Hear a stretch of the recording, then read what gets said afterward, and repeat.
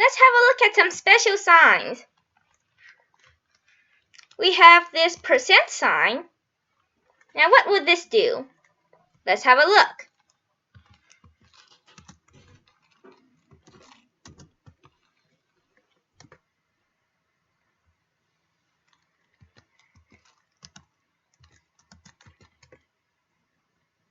You see here, 25 divided by 2 gives us 12.5.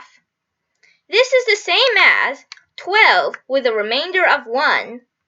The percent sign will give us the remainder when we divide the two numbers. Sort of like the integer division, the integer division will simply remove the remainder. Now let's see. We have this